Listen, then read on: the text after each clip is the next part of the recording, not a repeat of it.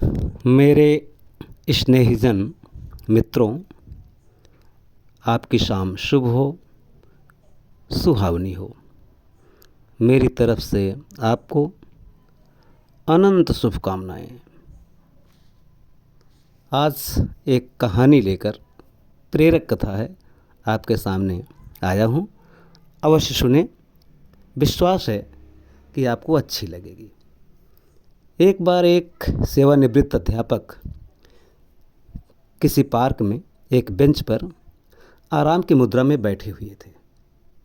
Retired थे, कोई साथी नहीं रहा होगा, अकेले ही बैठे थे।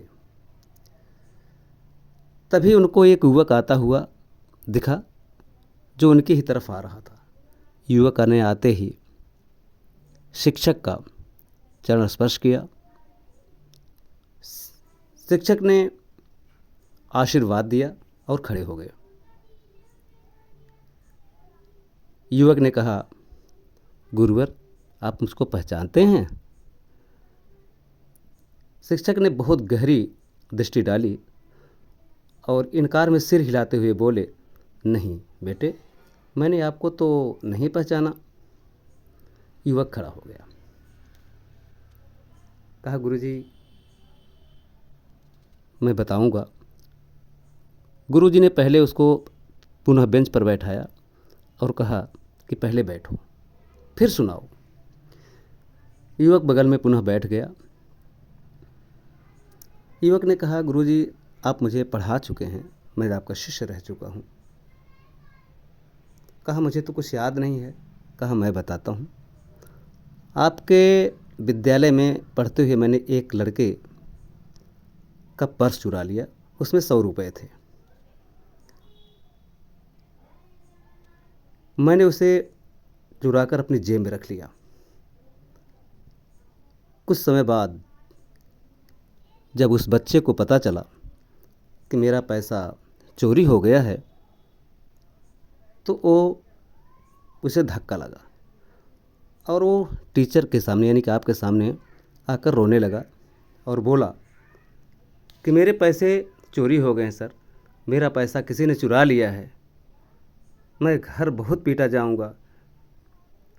तो आपने कहा कि जिस बच्चे ने चोरी किया हो वो पैसा लौटा दे, लेकिन किसी ने पैसा नहीं लौटाया।